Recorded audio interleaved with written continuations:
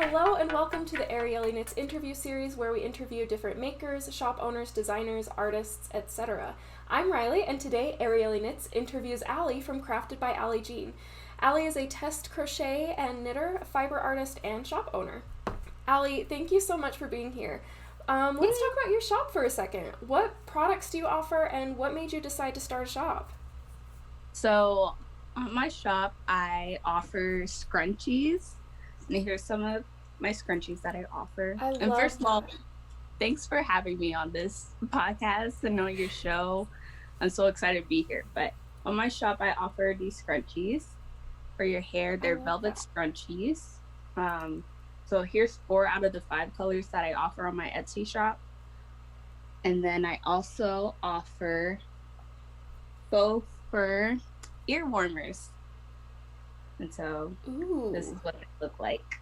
I love the look of the twisted ear warmers. Yes, they're super warm, super cozy. Cute.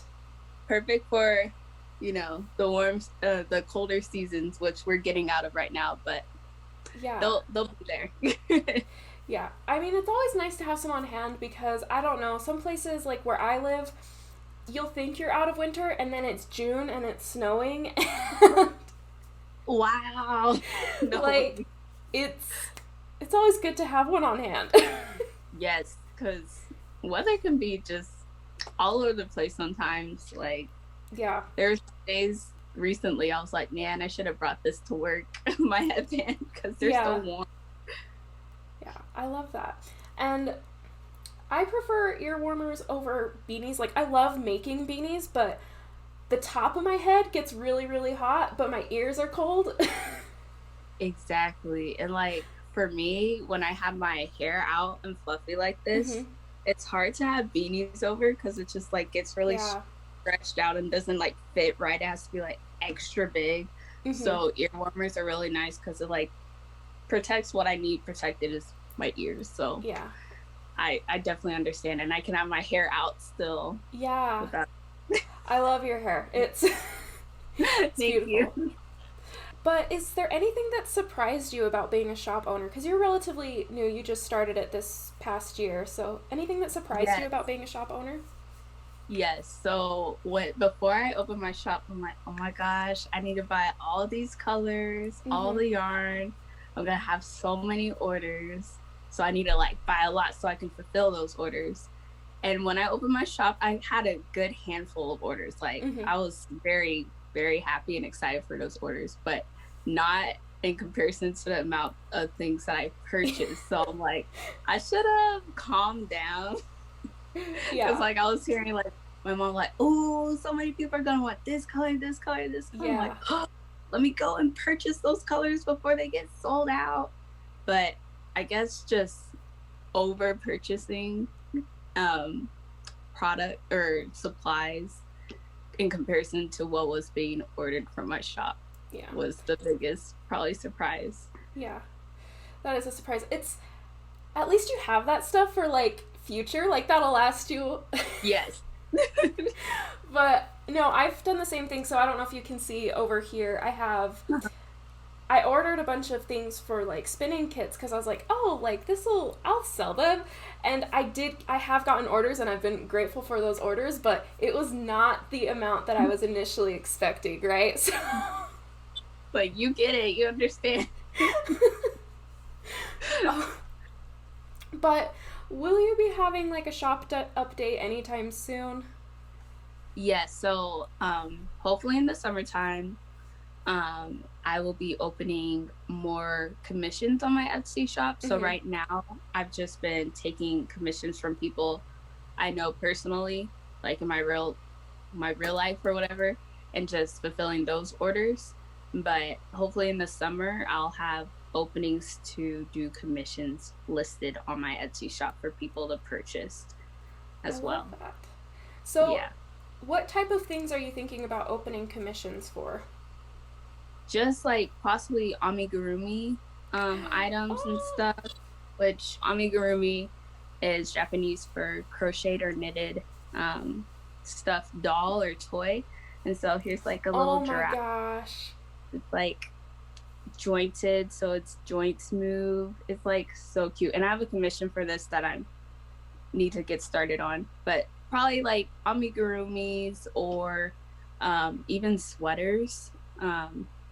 Listed pretty much anything that I've shown on my Etsy shop or not on my Etsy shop, on my Instagram, or I'll just talk to people, you know, and see what they might be interested in purchasing, and then have those things listed in certain price ranges on my Etsy shop to purchase. I love that.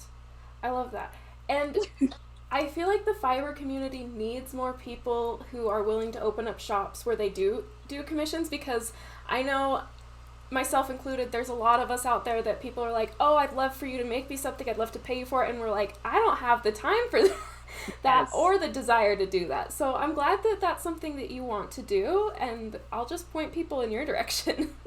Yes. And I'll be excited. That's why I say the summer, because in the summer, hopefully I'll have more time to do that.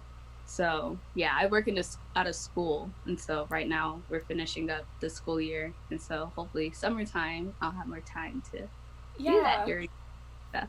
Yeah, I love that. So could you tell us a little bit more just about yourself and like how you got into knitting and crocheting? Yes, so when I was about 7 or 6 or 7, maybe even 8, I'm not sure, elementary school, my Aunt Cynthia was the first one who taught me how to knit. So I technically learned knit first and then crochet. But of course I was a kid and it did not stick at all. Like once she left, I like forgot everything she taught me, and yeah, didn't go back to knitting for several years. But when I was in middle school, I think I was in 8th grade, I came across this video. I can still find the video to this day. I was on a blog and there's this stop motion video of amigurumi being made, and I was like, this is the coolest thing. Like, what is this? Yeah. I didn't even know it was crochet. I was just like, whatever this is, I need to learn how to make it. And so in the title it said amigurumi, and I'm like, what is amigurumi? So I just did a Google search. I'm like, these are so cute. Like, I love cute things. And so I'm like, let me learn these stitches. I'm gonna learn everything about this. So that's where I started off, and I crocheted my first like amigurumi. It's like a blob bunny. I have it. I don't want to like dig for it right now. Yeah. I should have pulled it out, but it's like this little blob bunny, and like looking at it now, the stitches were inside out. I was not doing it right, but I got the shape and I was so proud of it. And so from there, it just grew and grew, and I would make gifts for my friends and stuff. And then I think I tried to pick up knitting again, like shortly after that. And I made a scarf, and I couldn't figure out why the scarf kept on rolling in. I didn't know about blocking. And so I'm like, well, I don't know what's going on with this. So I like dropped knitting again, and I was just kind of done with knitting and was too nervous about making mistakes with knitting. So I kind of developed a small fear of knitting, because it's a lot harder to fix your mistakes in knitting than it is with crochet. So I just continued to crochet more and more, and just really stuck with amigurumi, of making like little dolls and stuff, until last year. I feel like that was when I started branching out to like garments and blankets and stuff. And then July of last year is when I was introduced to the Instagram world of the knitting and crochet community, and I was seeing all these gorgeous projects, all these gorgeous knitted projects. I'm like, I want to make that, but I was stuck for that fear, and just relearned. So in July, I relearned and just went on YouTube and relearned how to do knit. And I'm like, I don't care if you mess up, you're gonna get this. I'm gonna get over that fear of knitting. And so it finally stuck this time. So now I can thoroughly appreciate knitting and crochet. That's awesome. No, I can't believe that you said you didn't really find the like Instagram like knit crochet community until like last year. Yeah. That surprises me because I would have thought you've been doing this for years on the community. No, not at all. That surprises me. Like, I've been missing out on this for so long. I've just been in my own world, just far removed. I'm like, how many other people out there don't know about this community? Yeah. I feel like having that online community there a lot, it gets me to want to make things more often than I would if I didn't have it. Like, yes. Because I know a lot of people who are there, like, they're not really part of the online community, and they're like, oh yeah, I knit, I crochet, and I was like, I never see you knit or crochet. It's like, you do? It's like, what? Where's the evidence? But yeah, it's a cool community, and I love that amigurumi is like what got you to dive into it. So in 2018, that's when I first was introduced to amigurumi, and I was like, this is cool, I want to try this. This is how far I got. Wow. So I don't have a head. I made this in 2018. I still haven't finished it because... Wow, but that's your first project? No, this is probably my second one. My first one is a very janky Coraline doll. Coraline. Like, That's a good one. the head just like flops over, and it's like 3 times the size of the body, but you know. The bigger the head, the smaller the body, the cuter it is. I mean, usually that's true. Usually. It's a cursed object. It's fine. No. But that's really good for your second project too, like doing color, changing the colors out and stuff. Like, that's really good. Thank you. I appreciate that. I mean, I haven't finished it. I don't know if I ever will. I know. There's some projects that I need to do a whole post about this, but my mom is like an advocate for me to finish my projects. Like, it's just the seaming that I hate. Yeah. Like, I had this amigurumi cat. I had like pretty much all the parts made. And I was just gonna like, it was just sitting in a bag for like a year or more. And I was gonna toss it. And my mom's like, what? No, finish it. And so I finished it. And I gifted it to my mom. I'm like, the reason why this cat exists is because you saved it. Yeah. It was going in the trash. Yeah, like, I was like, I have no desire to finish this at all, but I just gotta get over that and be like, it's just steaming. Just get through the steaming and you'll be fine.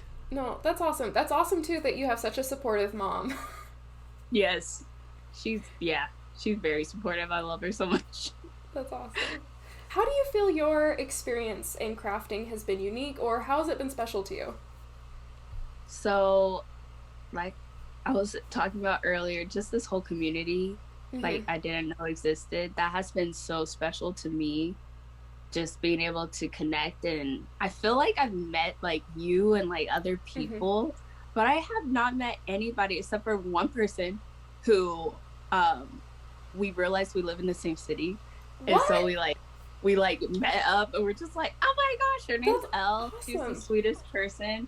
She's like my knit crochet mentor. Like, I love her so much. So just connecting with people has been like so special to me. Yeah. And then I guess what's unique about me being here on Instagram and stuff is I feel like there aren't a lot of Black crocheters or knitters out there. So just to be part of the community that does already exist, to help, you know, show images of, you know, Black girls knitting or Black girls crocheting and stuff. So just to be what I would have wanted to see like earlier on and stuff. Yeah, absolutely.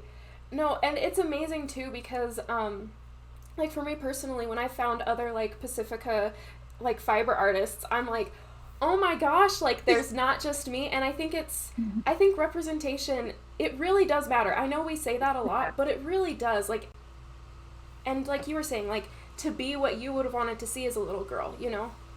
I think that's amazing. It really, really, truly does matter. Like, we all want to see ourselves being represented out there and stuff, and just, you know that somebody else shares your story too. Yeah. I love that. You do a lot of test knitting and test crocheting, at least. I mean, I thought you had been doing this for years and years and years, but you've done a lot in the past little while.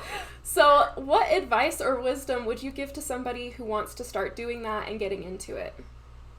I would say, so if you're wanting to get into it, just apply to like as many tester calls as you can. There's some designers who specifically will have their followers or people sign up for their newsletter to get, the first insight or the first call out for their tester call. So sign up for those emails if there's a specific designer that you're like, hey, I really want to test one of your products. You can be first in line to test one of their products by being on their emailing list and signing up through that. But other than that, a lot of the testing calls that I've signed up for have just been through watching people's stories, and people have been sharing like, tester call, so-and-so is calling out for testers. So I'll just apply. Yeah. And then a tip would be to just take as many notes as you can. I've only done 2 testers, like 2 test designs, test knits so far. I have 2 more coming up that I'm working on, but some have an actual like form that they want you to fill out and like answer questions about. Others just want you to like, send them notes or whatever of any corrections or grammar things or just anything that you found that needed to be changed in the pattern. So I'll just provide as much feedback as you can on the product and what you enjoyed about it. Like, I will compliment them a lot because this is a lot of work and effort that they put into making and designing this. So if you're just like, critique. Yeah. like put some positive in there too to help them, I guess, feel good about their pattern, especially if it's their first design. Because I've never designed before, and I'm sure that takes a lot of time and energy to put into a pattern. Well, that's like a really sweet and considerate piece of advice. But I also wanted to ask, because you mentioned you've had like different formats of giving notes back, and I kind of wanted to ask on behalf of designers, because we're always trying to figure out better ways that we can, and I know everybody's going to have their personal preferences, but what do you prefer? Do you prefer sending notes as they come up, or do you prefer having a form at the end? I enjoyed having the form at the end because it gave me things to like look out for beforehand, like before I even started it, like of things to look out for. But also they had like a section of the comments, any other comments or feedback that you can add those extra notes that you might have been keeping track of as well to put in there. That's good to know. It's good to know. Thank you. So you said you've done 2 tests, right, already. So what exactly are the tests that you've completed and that you're working on? I know you can't like show us probably, but you can tell us who the designers are. Yes. So the ones that I've already done, the first test knit that I did was through Elle, who I've met in real life. Her Instagram handle is Layla Blue Knit. And that was for a hat, which I gave to my sister, so my sister has that right now. And then the second test was for the pixel jumper. Oh my gosh. You're real for that? Like, amazing. Yes. Thank you. It was fun making that. Like, so of course, making something like that, you have to, do your first segment and then stitch on the sleeve. And then come back through the next segment, stitch on the other sleeve, and then like make sure everything's like sewn together, and you're like, it's finally done. So that was the second test knit that I've done. So surprisingly, I've only tested knit projects so far. The next one of the ones I'm currently doing is knit and crochet in one pattern. So that's cool. Cool. I'm excited about this one. Yeah. That's really cool. And so, yeah, that pattern, the next one I'm doing is for Pure Fiber Arts. And then the next coming testing after that is by Mezzo Makes. And that's for another top as well. So those are the tests, the projects that are coming up that I need to get to work on. So, so I know it's hard to choose because they're very different, but if, like, do you have one that stands above the other, knit or crochet? Okay. So. This is such a mean question to ask. I know. I don't think I can. It's like, once you know both, you know, it's hard. But before I knew knitting, like, before I grew to enjoy knitting, because I had some past experiences with knitting, I was like, team crochet, like, knitting, you can leave that. Like, nobody needs knitting. There's Tunisian crochet where you can get the look of knitting. Yeah, exactly. And not have to go through the heartache of dropping a stitch or whatever. But now that I know how to knit and feel more comfortable with knitting, it's hard to choose. So it depends on what I'm making. If I'm making amigurumi, like, there's amigurumi that's knitted.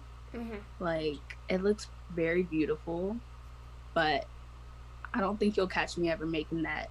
There's some patterns that are gorgeous and I kind of want to try them, but it just seems so hard. Like, you have to be on, like, such a small, like, like, it's so much easier to just crochet a circle than it is to knit a circle. I'm like, why go through the circle? Yes, and it's faster.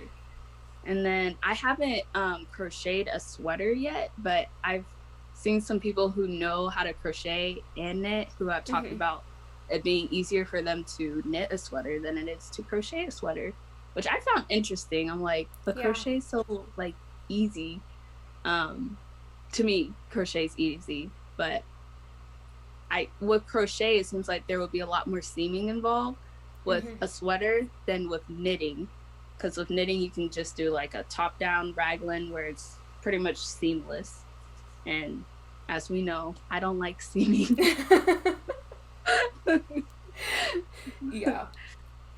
So it just, my heart is with crochet because that's, like, my first love. But I've realized lately I've been doing a lot of knitting and I feel like I've been abandoning crochet and I don't like that. But I like both.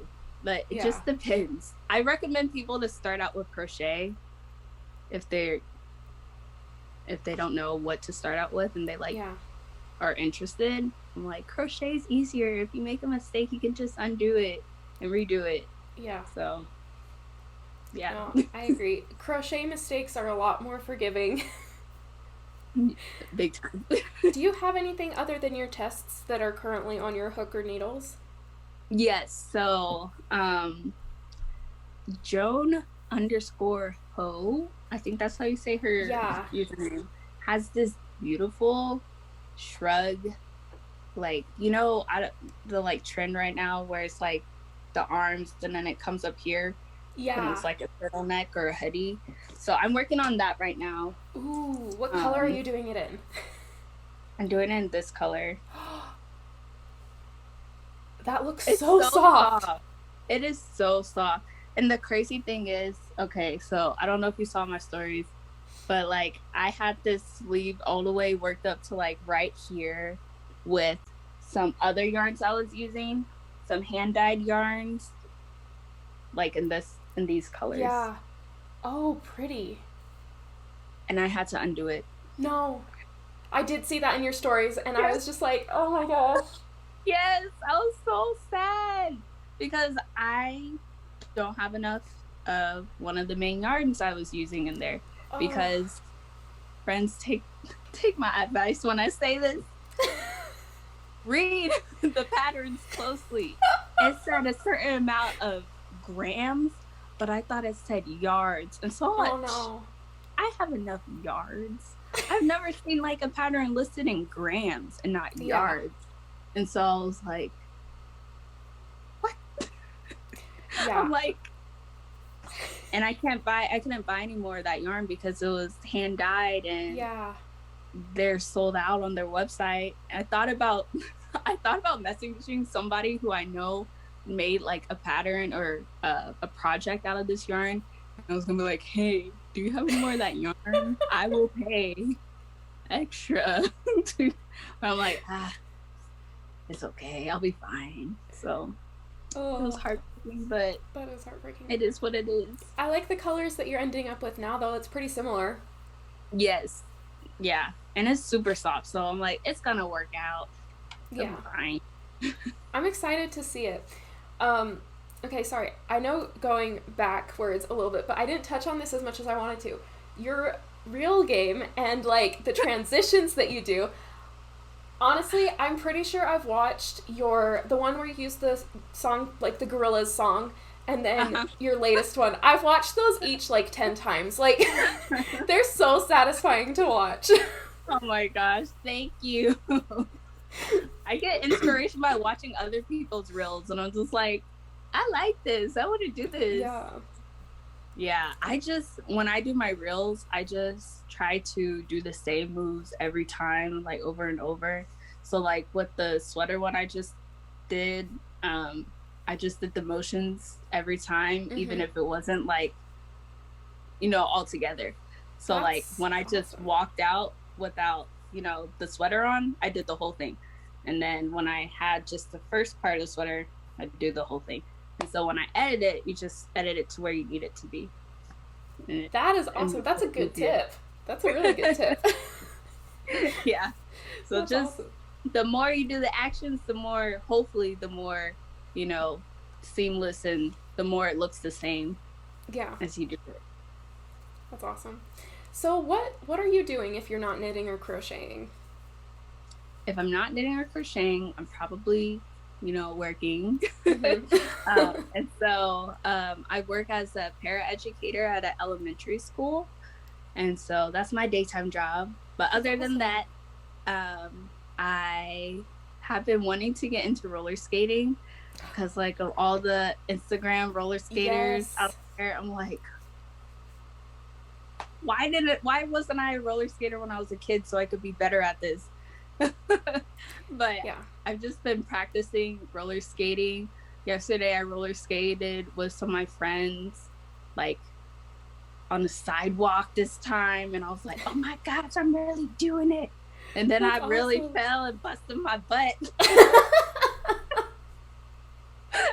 My friend was trying to show me how to like slow down, and so I was doing the moves she showed me, and then my legs just went and like I'm like, I didn't even know my legs could go that far. Oh my gosh. Oh. So, yeah, but it's fun. A lot of the videos I've watched on roller skating have started out just by saying, you're gonna fall and you're gonna get used to falling. So don't be afraid of falling. It's gonna happen. So I just had to get that in my mind. Like, it's part of the process. Yeah. You're gonna fall. That's why we have our protective gear on. I'm out there with my knee pads and elbow pads and wrist pads because we have to protect our wrists as a knitter and a crocheter. We need our wrists. If these wrists are damaged, what am I going to do while I'm recovering? Exactly. Nothing. Oh, it's been really interesting to see how many people in like the knitting and crochet community have been doing roller skating as well. Like how those have been overlapping. Yes. Yes, like cool. Third one, I don't know if you've seen her. Oh, but yeah. She's really on her skates, Cosmic Creations. And I play with fiber. I'm just like, all of y'all, I'm trying to join you guys. But I need to document my progress. Yeah. No, I've seriously been considering like getting some skates to try because I've just it's so cool seeing all the videos and everything. It's pretty cool. I got mine from Amazon. Okay. So I know skates can be really expensive. Some people have said to like check on eBay and stuff for used skates and stuff, which I might look into because skates are an investment. So mine were like $70 from Amazon. Which that's on a more affordable Yes, price I point. know. Like, It really is. Like, yeah. so. Oh, that's awesome. So, is there anything else that you want to talk about or highlight or discuss before we sign off? Not that I can think of. I'm just so excited to like have been here today. Yeah. And to like have this conversation interview with you. And I'm just excited to see more of what you're doing with your shop. And I already saw you're doing like is it punch needle? What is punch needle. Punch needle, and you're watching Steven Universe? Like, yes. Oh my gosh. How far are you into it? We probably shouldn't get into that far into it, but I'm like, I really love Steven Universe. It's funny because I was watching your stories the other day, and you did like the 8 facts, and you talked about how you love Steven Universe as one of them. So like, actually, as I was posting yesterday, I was like, Allie might see this and she might enjoy this. Yes. But I watched as many episodes as were on Hulu because that's the only thing I have. So they only have seasons 1 through 4 on Hulu, and I was like, seriously, I need 5 and 6. Yeah. I was rewatching Steven Universe with my friend who hadn't seen it, and we got all the way through. And I've already seen it, and I was very upset that that's where it ends at. So I went on iTunes and I just bought it all because I'm like, I enjoy this too much. Like, I'm going to watch it like multiple times, so I might as well have this in my collection. But I think the other seasons are like on HBO Max and stuff, so you could like do their free trial. Yeah, and, like, maybe I should do that. You should, because free trial it. It's worth it. Like, it's worth it. Like, when you finally watch it, I need to talk to you. Yes. Okay. I will see. Maybe I'll do that this week. Maybe I'll just. But when I'm done, you'll be the first person that I'm like, oh my gosh. And the movie is important too. It goes along. So after you finish the next 2 seasons of just Steven Universe, you need to watch the movie, and then you watch Steven Universe Future. There's that much? Yes. Okay. I'm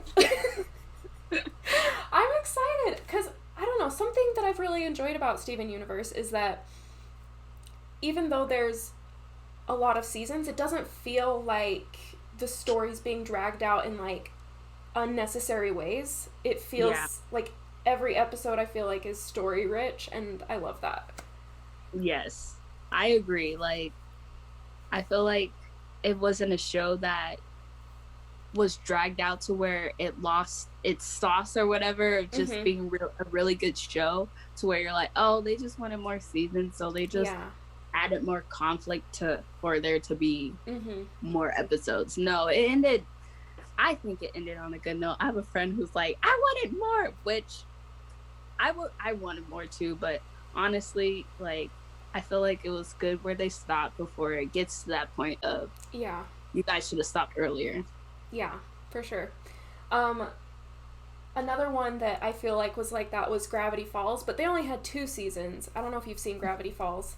I've been wanting to get into it because Wipia Farah I think that's how you say her handle, but Farah on Instagram, she was talking about like how I don't know the main girl's name on there, but how many sweaters she has, and how she's wanting to like make every sweater. And I've heard a lot of good things about Gravity Falls, so I watched like the first episode or 2. I just forgot to get back into it, so I need to go and watch it because it was entertaining when I was watching it. Yeah, it's pretty good. There's only 2 seasons, but it was like one of those things where like it ended and I was like, I would love to see more of these characters, but like it was good that they ended it because anything more would have just been like doing it to do it. But anyways, this has been derailed, but derailed on a good note. It's a good note. It's talking about Steven Universe and Gravity Falls. But thank you again so much for coming on and being willing to do this interview. Like, honestly, this is like, it's so cool because like I see you on Instagram, and to be able to sit and talk with you, it's just, I know, it's like an honor. Like, wow, the Riley has been interviewing me. Oh my gosh, don't even, like, I did not, I'm like, I can't believe somebody would be, like, honored to come on here. I'm Riley. But thank you so much. Everyone, you can find Allie online on Instagram at CraftedbyAllieJean, and we will link to her Etsy shop down below. Thank you all for joining us. Now go out there and craft your world. Bye. Bye. Thank you.